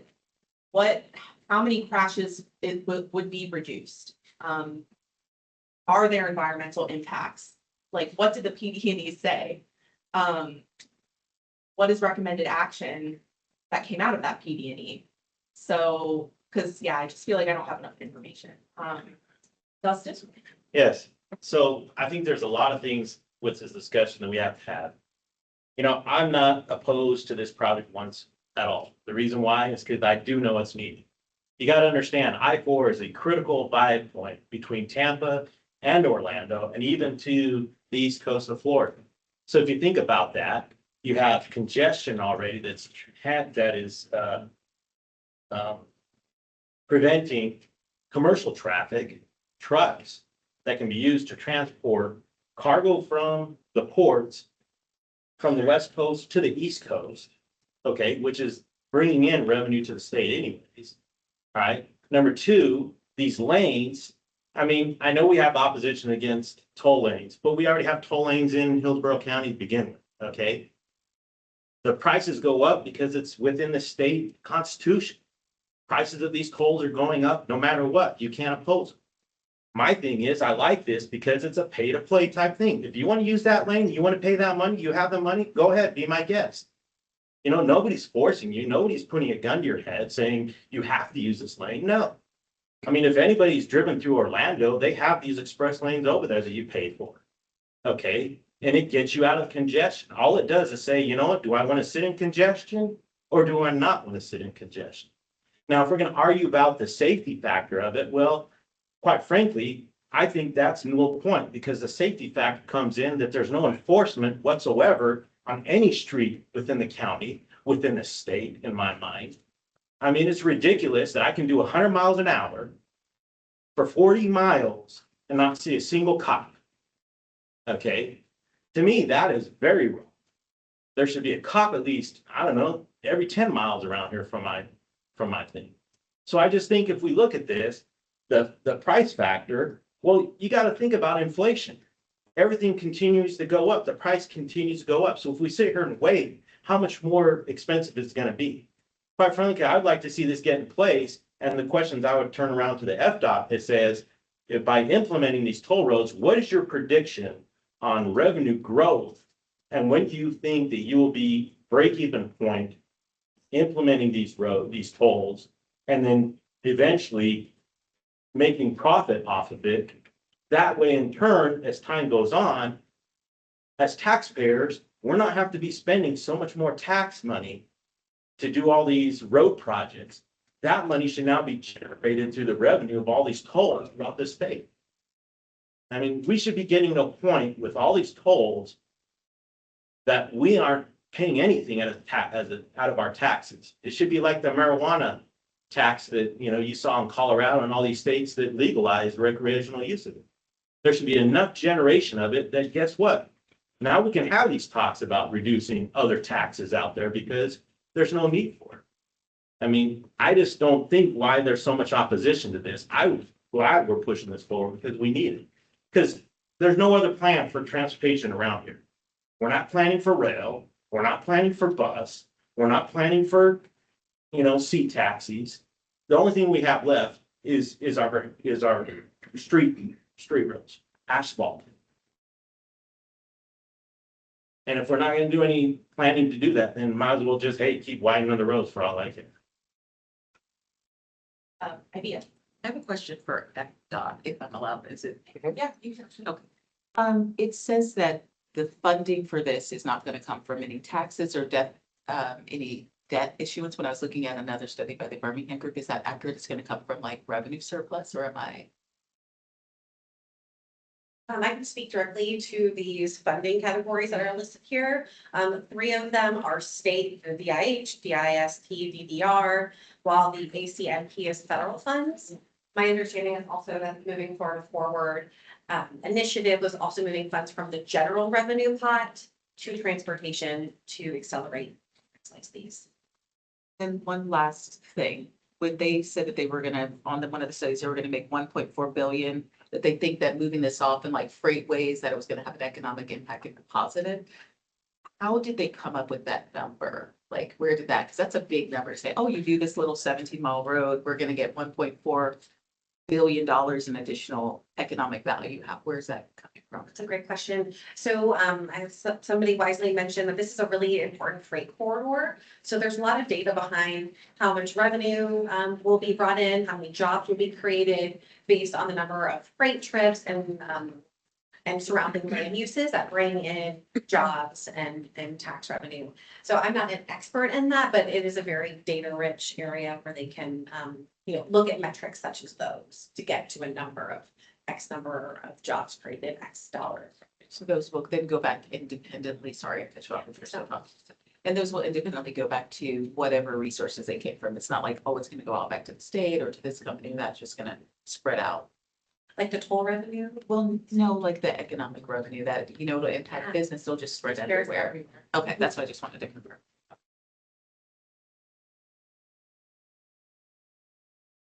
Did you, Suzanne, is it Suzanne or Susan? Sorry. Suzanne, Did you find the answer to my question about? Yes, I was just going to listen to write it down so I can tell you. 5.1 million, it was about $5.1 million for the community. Okay, according to our website. Thank you. Is there any other discussion? It's 7:45, but this is an important motion. So, yes. Hi, Chris Gonzalez. I have a question, two-part question for TPO staff. This paper we got handed out, first part, the margin of support, where does this data come from? And two, why did we receive this today when we haven't received this for any of these other projects that we talked about? Like some of these projects we've talked about past couple meetings, like the streetcar extension.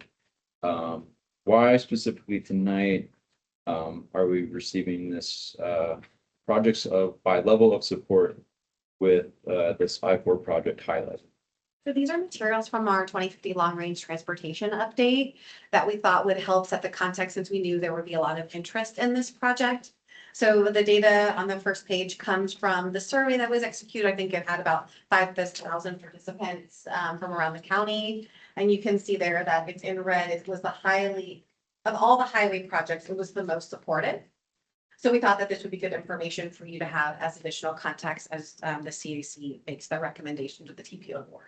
Elizabeth, if I can clarify, this was publicly available before this meeting. Not in your packet, but at the time of the long-range transportation plan adoption. Is that well correct? Yes. So this is data that those members who are here in October of 2024 would have seen then or preceding that when you heard updates on the outreach efforts for the long-range transportation plan. Chris. I'll be quick. I think this is gaslighting because nobody's going to know that that's part of the 2050 plan. I also think your comment was gaslighting because I've read the actual environmental impacts of TBS, and there are certain areas that they could not calculate the value benefit of the highway system to neighborhoods like Ybor City where I live. It literally does state that in the document. So I mean, I apologize to bring this up like the way I'm doing right now, but I don't think it's fair for you to make that glossy comment. I think it's pretty downright rude in my community that you did that. And I also want to remind this committee that I brought up a question about managed lanes. I think the last session that we're here. We don't know what managed lanes is. There is no Florida statute. You can literally open up the Florida statutes, which are state laws, and it does not define what a managed lane is. So with that said, we don't know if we're going to get flying cars with toll lanes or some pie in the sky like vaporware from Tech Bros to do something to spend a lot of money. I'm going to remind you how much money we sunk into the express lanes to the gentleman down the table here. On I-4, we have spent over $16 billion between the ultimate I-4 and beyond the ultimate I-4. That's not even including the improvements on US 92, which is long I-4. So we're sinking in a lot of this money, and a lot of the investments are backed by banks that are offshore lenders, where China, Switzerland, your other European companies. If we don't pay back these roads with toll revenue, they get a cut off of that toll revenue. So it doesn't go back to taxpayers like we think it's going to. It's just a revolving credit, just to build more highways, to build more tech bro vaporware like flying cars, and avoiding anything that has to do with rail and steel wheel. So what we need to do is put a pin in this discussion and talk about real solutions. And the real solution that we talked about in the beginning of this meeting is Brightline. We know they're coming. We know they're coming down I-4, so that is a concrete solution. In fact, FDOT got into a memorandum of understanding, an actual document with FDOT back in 2019, right, when this was pushed out. So there is communication. There is an actual document between the two agencies. I read that as a plan, much more than what this is. So I'll end my discussion there. Thank you, Chris. I feel like this would be a good point to vote on this motion. Is there any last burning things? Okay. With that, let's Chair do, members, can we just check in with the committee, make sure everyone understands the motion before we vote on it? Just because I know it was handed out and want to make sure we're about to vote, if that's okay with you. do you want? I Rick would to just read ask- the whole- Ask if anybody of the committee has a question on the motion, you all understand what was handed out and what Rick stated. Okay, sure, go ahead. And maybe, A yay means we're rejecting. A yay means Approval. that you are supporting the motion, which is rejecting the proposed tip amendment. That's what a yay means, that you are recommending rejection. Yes. right, okay. We have a motion by Rick Fernandez, seconded by Chris Vela. Let's do a roll call vote. Rick Fernandez, Yes. Stephen Hollenkamp has left, Dana Lazarus, Yes. Brandon, Yes. Susie, Yes. Joseph, No. Matt, No.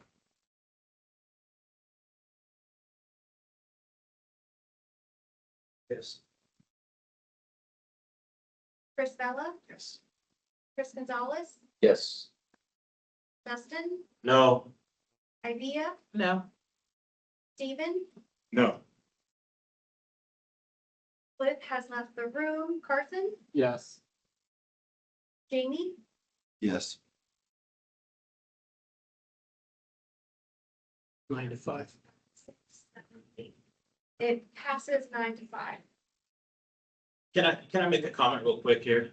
And as a rebuttal to Chris at the end there. Yeah. The issue we have here is if we're doing things right, the organization that we're trying to support here would have had a plan eons ago. Okay, and obviously they never had that plan. So they're trying to play catch up and they're just not going to be able to. That's the problem. We did have a plan. That was a high-speed rail that Rick Scott put away back in 2010. We also had a plan before that, 1996, the Florida Overhead Express, which was another high-speed rail project that got put away. But why? Why? And I'll tell you It's my opinion politics. what the reason why is. Yeah. Because deeper pockets control. Look what's happening around downtown here. I know I'm going out a little bit off subject. Look what's happening going around downtown. I mean, deep pockets are ones that are controlling things. But if this organization that we support had a plan 30 years ago, 40 years ago, okay, they would have held to that plan and would have allowed the deep pockets to come. I come from an entity where they had plans eons ago. And you go back there now, it's like, holy crap, totally different than, where I grew up, but it's a lot better compared to what we have here. And the factor is, like I said, I've been trying to push other means of getting modal transportation around here. And all I hear is excuses from it. Well, you know what? It's finally time that, why even keep push back? Might as well just join the club. Let's just lay down as much asphalt as we can. I just care about my neighbors, that's why. Okay. Okay, that closes the comment and the vote. I appreciate y'all. It was 9 to 5. Well, everyone in the room voted. Cliff left during the vote, so. Okay, we are now at status reports. TPO projects prioritization process. Sarah has offered to defer that to our January meeting. That therefore takes us to Bravo and Charlie under Roman numeral 8. Sarah?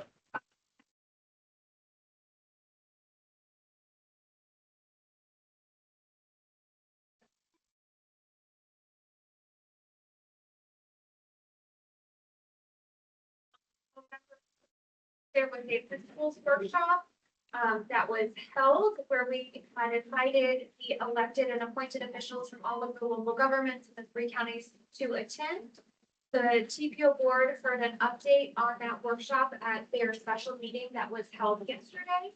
And there was a robust discussion by the TPO board members about what they heard in the workshop, I think what they found valuable, and they had some future discussions. The TMA leadership group will get an update on it at their December 12th meeting, which is also open to the public. You can also watch the recording of this special meeting, and I'm happy to answer any questions.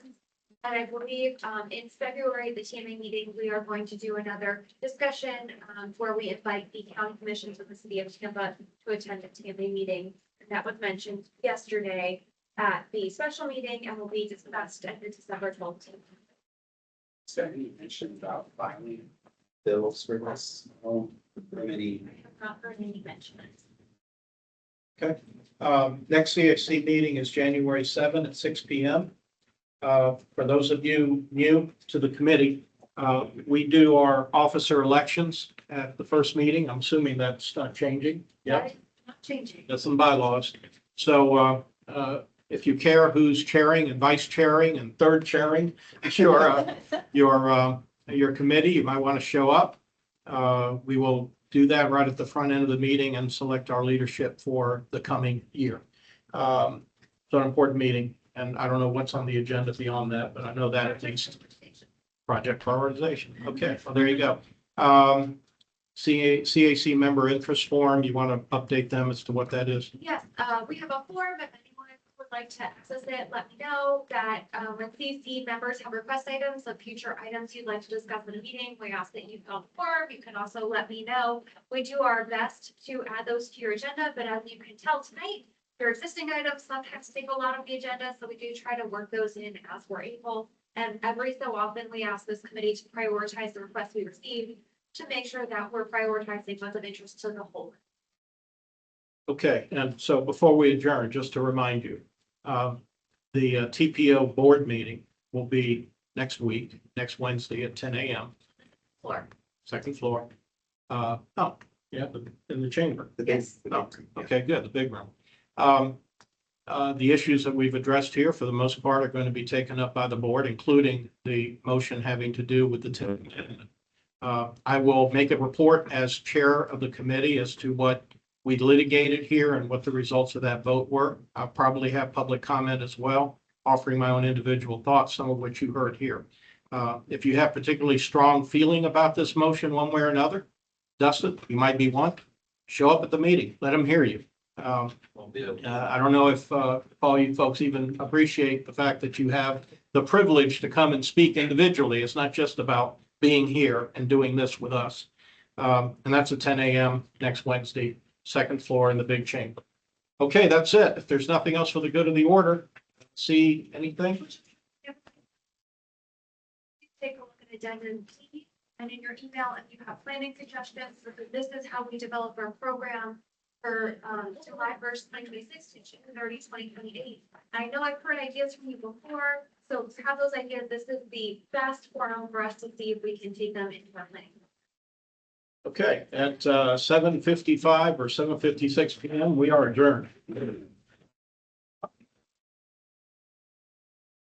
That's nice.